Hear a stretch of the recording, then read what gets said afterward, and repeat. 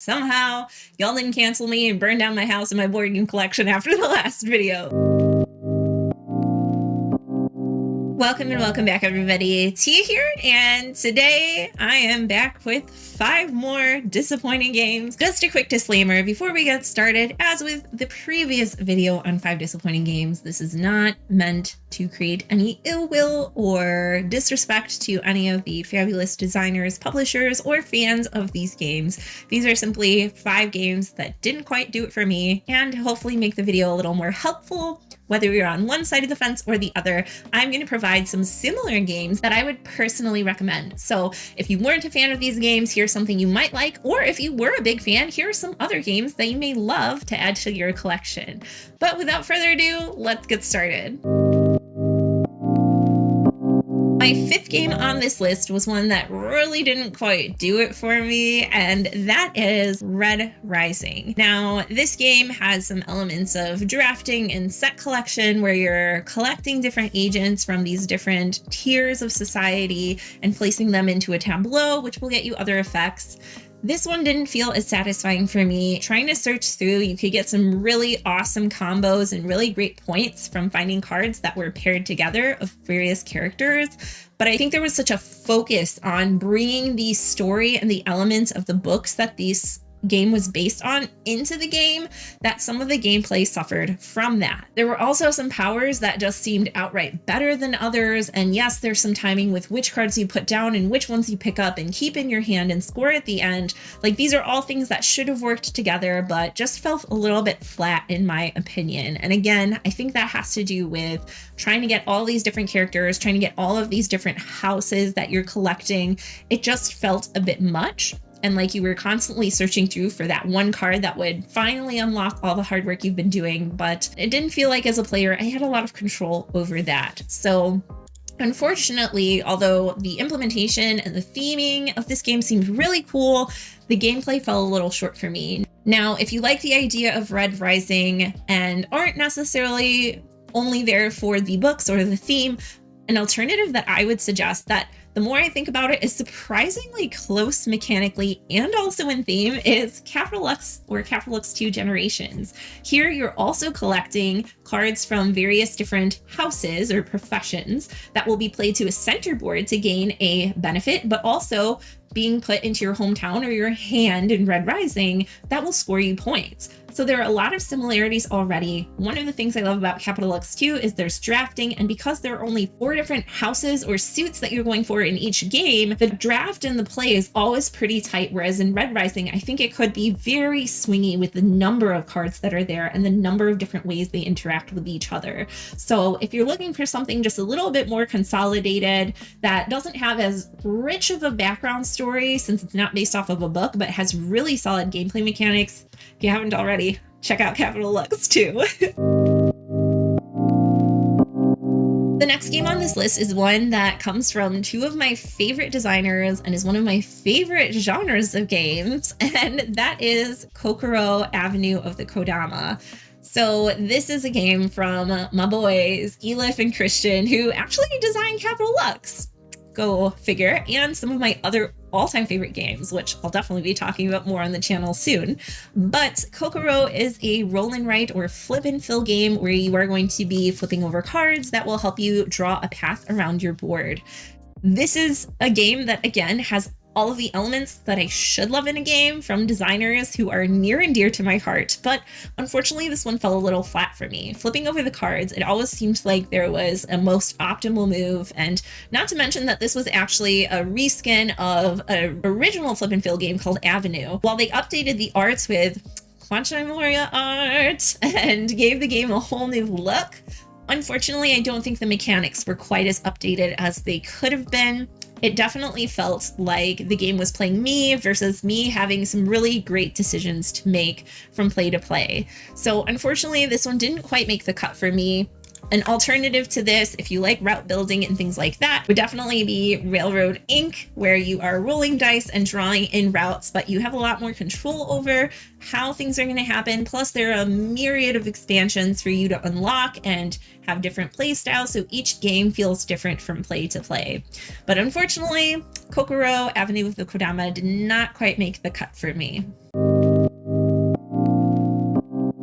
Next up in the list is one of the games that has kind of become a standard gateway game in the hobby. And there are a lot of people who love this game. So again, please don't cancel me. But my third pick for this list is Betrayal at House on the Hill. So if you're not familiar with this game, the first half of the game is set up where you're going through different rooms, expanding out the mansion, and collecting different items. And the second half, based on the omen cards that you reveal, will dictate the story. It could be a one versus all, it could be fully cooperative, it could be everyone for themselves, or it could be a certain monster, or the house is shifting, like all these really cool scenarios that could play out. But for me, the first half of the game just feels like you're wandering around in nothingness. And while that could be really immersive if you're into that kind of thing, the gameplay, I think, really suffers in that first half because you have no idea if you want to share items with other people and help them out, because it could turn out that they're the traitor. It could turn out that you're not, that you're working together. So it's kind of every man for themselves in the first half, even if it doesn't benefit you in the second half. And unless you've memorized all the different omen card sequences and which ending they unlock, it's impossible to really know what the best balance is for exploring and for collecting items.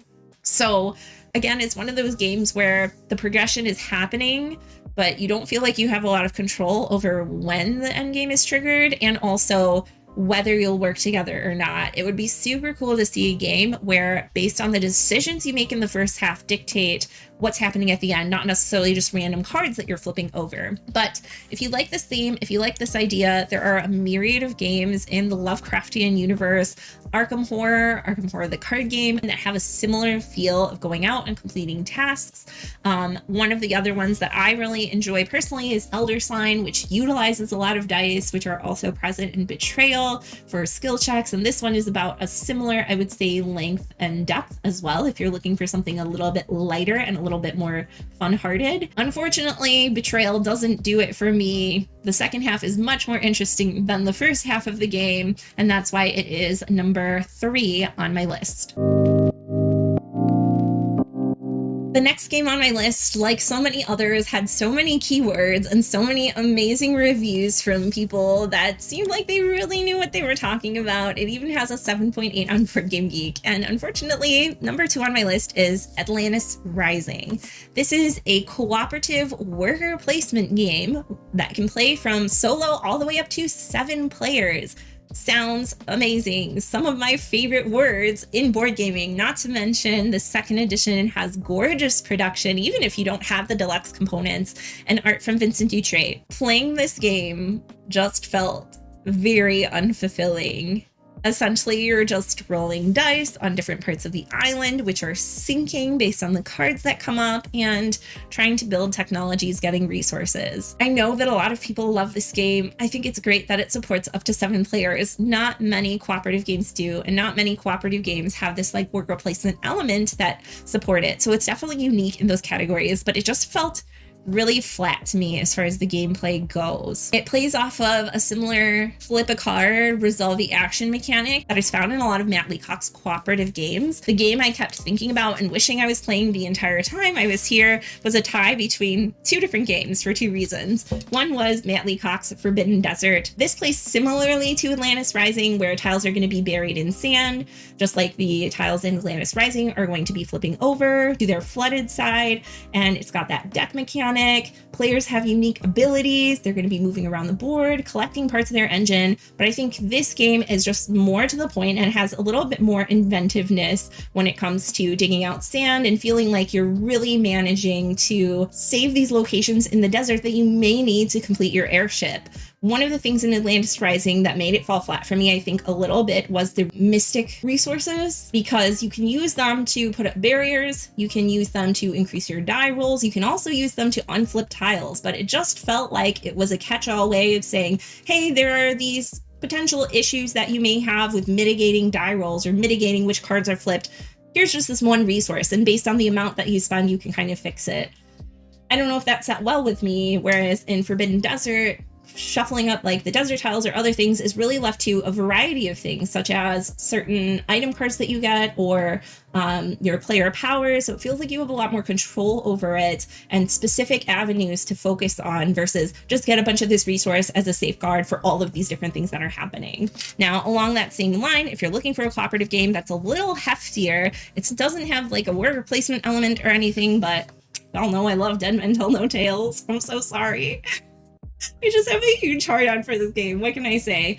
But again, here, King Clanko builds off of that similar idea of going around, managing different aspects, and flipping over a card to determine which parts of your ship are going to be increasing in their fire levels, where enemies are going to spawn. There's just a little bit more going on here. Unique player powers again, but I feel like I have more say in what's happening and more control. It feels like my decisions matter more. And in case you are looking for worker placement heavy, the game I kept thinking about where you're rolling dice to collect resources and sending out your people, even though it's not a cooperative game, is just straight up Stone Age. Like, this is one of the OG worker placement games, and in my opinion, it really lives up and it has stood the test of time. It had similar elements of Stone Age where you're rolling dice and collecting, but again, you had those little mystic, I forget what they're called, mystic pebbles that you can use to increase the die roll. Whereas in Stone Age, you're kind of building an engine of not an expendable resource, but of tools that you can use over and over again to increase your die roll. So something like that in Atlantis Rising might have made it feel a little bit more under control and felt like you had more agency as the player. It has a lot of different elements combined. For me personally, just referencing back to these other 3 games or games similar to it, I felt like it didn't see them through in a fully realized way. So that is why Atlantis Rising is my number 2 on this list. And here we go. If you don't already hate me, well, sit down and buckle up. My number 1 game on this list is one that I really wanted to love, that I heard so many good things about, and albeit I was a little hesitant because I'm not a big fan of legacy games, but my number 1 on this list is Oath. Another game that has amazing 8.0 rating on Board Game Geek and is loved by many. I was recommended this game by so many people, but it did not do it for me. I'm so sorry. This is a legacy style game where you're going to be setting out your different bands of warriors, exploring new locations, trying to overthrow the Chancellor, or at any point in the game, like, things are happening. There's a little bit of a story there, but in terms of the legacy elements, I'll have to say, again, I'm not a huge fan, and I think for fans of legacy games, this one might not make the mark because the story is essentially the result of the gameplay. There aren't a lot of elements of storytelling in the game other than, okay, during this session, the Chancellor was overthrown, and you can kind of fill in the blanks there, but the game doesn't really prompt you to do that in any sort of creative writing sort of way, if that makes sense. And so that's like the thing that, in my mind, people love about legacy games, and I can see why that would have appeal, but it didn't really come through in Oath. Maybe I'm just not as imaginative, but it felt like it was lacking in that department. Not to mention, even though I've played so many games and read so many board game rules, this game was confusing. Not only did I read through it and try to learn it myself, but I also had a friend who is probably like the best person at explaining games teach this game to me as well to make sure I wasn't playing it wrong. And even then, I was feeling myself getting lost and having all these questions about this, that, blah, blah, blah, blah, blah. And granted, even after that, I gave it a couple more plays because look at the art, look at those meeples. It's so beautiful. The aesthetic of this game is like everything I love. But it just didn't do it. The combat felt messy and felt anticlimactic. The ending of the game triggering, at least for the starting game, where you're moving around on a certain round track and then a die is rolled to see whether or not the Chancellor wins at a certain time or whether it's extended a couple more rounds. It felt like they were trying to put a legacy element into a game that didn't need it. Maybe if it didn't have the legacy element, the mechanics would have been a little bit more clean, or maybe if the legacy element was more fleshed out with set scenarios instead of basing it wholly off of what happened in the last game, then there would have been a little bit more structure to make sense. But unfortunately, it didn't quite meet the criteria. They didn't come together in this way. And one of the reasons why, admittedly, this game didn't quite do it for me is because I am a huge fan of Leader Games' Root, which gave me a similar feel, but was a lot cleaner and straightforward. Even though Root has asymmetrical factions, each faction makes sense. The basis of the game for movement and for combat are straightforward. And in Oath, even though you have asymmetrical factions, really, it felt like the Chancellor versus everybody else, and everybody else had a very similar playstyle. Now, that could evolve after multiple plays, but I didn't get that sense of asymmetry that I loved from Root from the first couple of plays of Oath. And for me, Root just sets a standard that I held in my mind to Oath, which had an even more vibrant palette and art that I loved, but I don't know. Unfortunately, it just wasn't for me. And the entire time, again, as I was saying with Atlantis Rising, I was just wishing I was playing Root. So that's usually a sign that maybe this has been done similarly and maybe it's been done better. And I certainly, for me personally, this was the case for Oath, unfortunately. So there you have it. Those are 5 more games that for me didn't live up to my expectations. Feel free to let me know in the comments down below if you agree or if you disagree and why you think I was wrong. Again, I don't claim to be an expert on board games or any specific game. As a consumer, I wasn't really drawn to them as much as I hoped I would be. So that's all the time we have for today. If you enjoyed the video, please feel free to subscribe down below and click the like button. It's free. Thank you so much for joining me, and I'll see you next time. Bye.